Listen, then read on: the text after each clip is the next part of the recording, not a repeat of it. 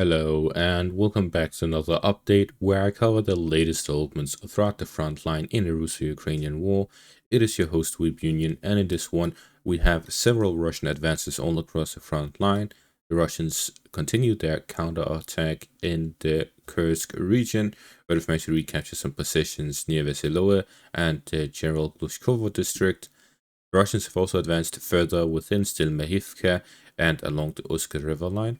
Southeast of Kupiansk, the Russians have made an advance in the Siversk section of the front line, in the Selidove direction, as well as Sukarine in the direction of Kurakhove, north of Konstantinivka in the direction of Katerayivka, and in the north of Vuhledar, the Russians have made several advances in this entire section of the front line, starting a new offensive there.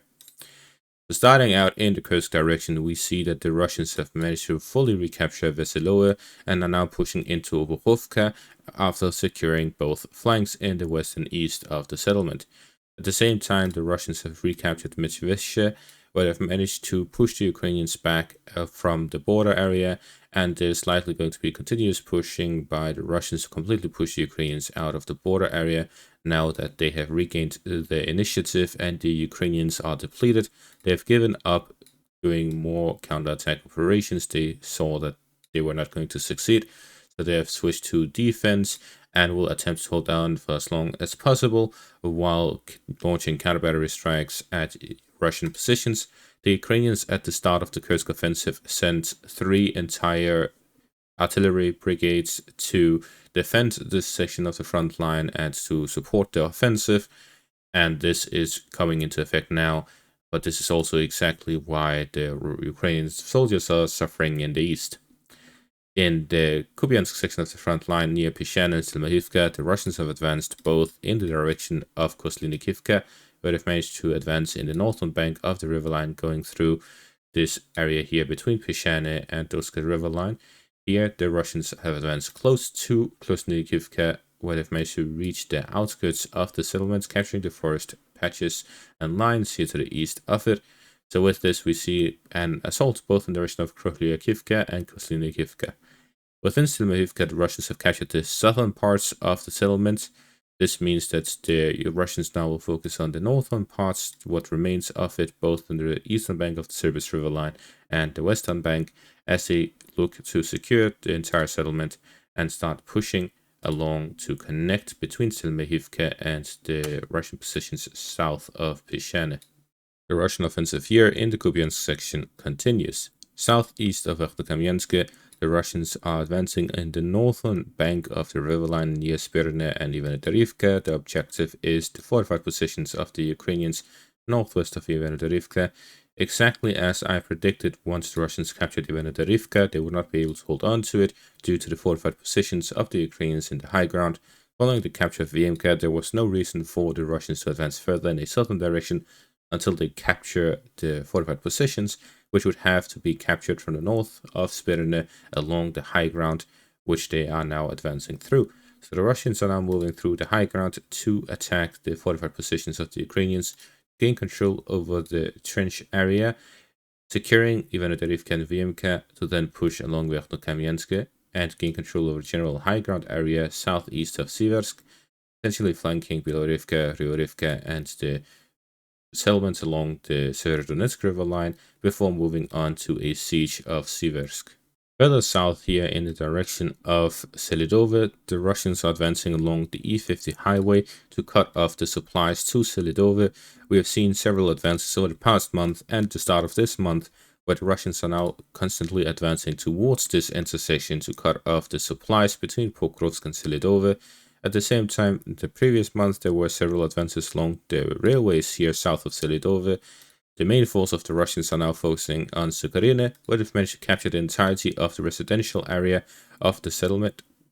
There is the farm area, which remains under Ukrainian control, but the Russians will likely do some small-scale positional fighting in that direction or push towards the fortified positions to gain control over the area as they then move on to the southwest, but also redirect some forces to the north towards Vishneve, where there will be a combined assault from both flanks of Selidove, as the objective is to completely cut off Selidove from any connection with any outside forces.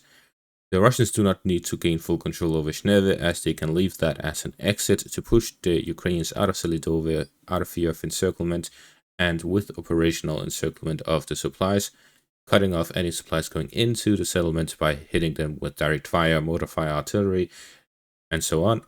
So generally we see that the Russians will likely pressure the Ukrainians on the flanks, hitting their supplies, and the Ukrainians will rely on either a withdrawal from Selidove or a counterattack to free up the flanks. But as we have seen, as the general trend over the past few months, the Ukrainians simply do not have the resources for counterattacks, so it'll end up being a repeat of Vuhledar, the Russians getting control of the fortified positions on both flanks, gain control over the supply roads, and then starving out the Ukrainian soldiers, inflicting heavy casualties on them. So Karina itself, the Russians crossing the railways, gaining control over the residential area, shows that they have been able to secure the general area here by Sakharine, which will allow for further operations in the direction of Novoselidivka, Ismailivka, along the railways towards Kremenna-Belka, and towards the remaining parts of Sakharine, both the fortified positions northwest of it and the farm area.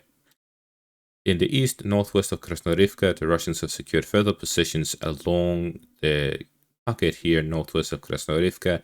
The Russians are slowly advancing along it as the Ukrainians are refusing to withdraw. They are simply occupying separate tree lines, holding some positions that they have prepared over the past few months in this direction.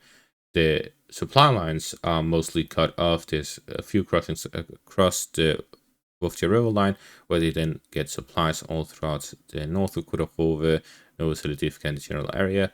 But with the close proximity of Novoselidivka, there's no connection between that and Hirnik.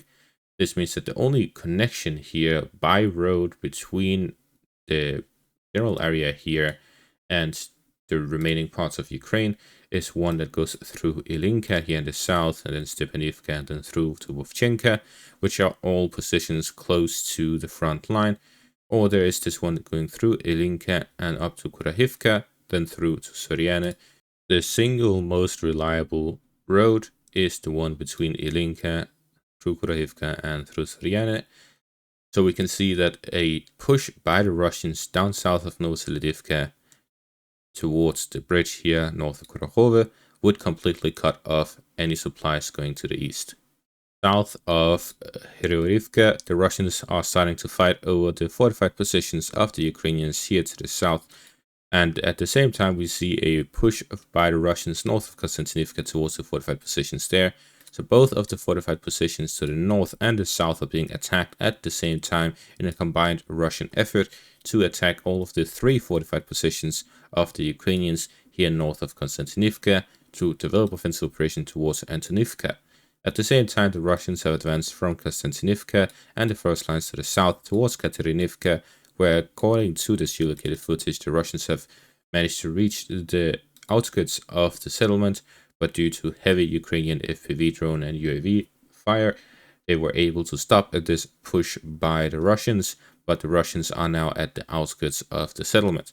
We see that the heavy pressure by the Russians on Ukrainian positions is too much for them to handle at the current rate, and they will likely lose settlement after settlement in the area.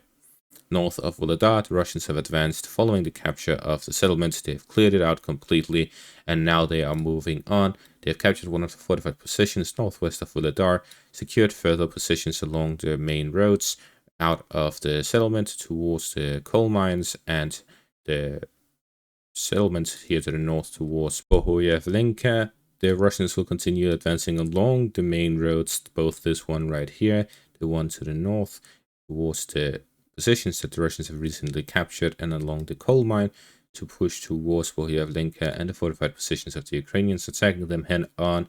Likely be a combined efforts from the push west of Vodiane to flank the Ukrainian fortified positions, then move on to the settlement itself.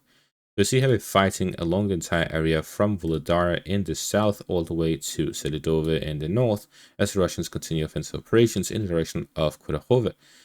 In general, we are seeing that the Russians are continuing their offensive operations at the same pace as they have over the past few months, but the Institute for the Study of War has claimed that the Russians are running out of steam, and in the coming weeks or months, the Russian offensive will end as they will simply be too tired.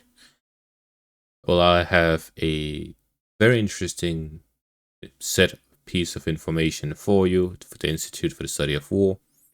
There's a thing in Ukraine called mud, and that is likely what you're referring to. Not that the Russians are incapable of continuing offensive operations because they are tired, running out of men, running out of whatever. It is because they simply cannot traverse the ground unless they go through roads. But at this point, I would not be surprised if the Russian offensive continues anyways, because at a normal situation, the biggest threat to using roads are twofold: heavy bombardment, heavy mining, both of which is not an issue for the Russians right now, because the Ukrainians do not have the necessary manpower and firepower throughout the front line. And therefore, there's a likely possibility that the Russians can simply advance using the roads, and therefore it is unlikely that the Russian offensive will end even if the muddy season begins.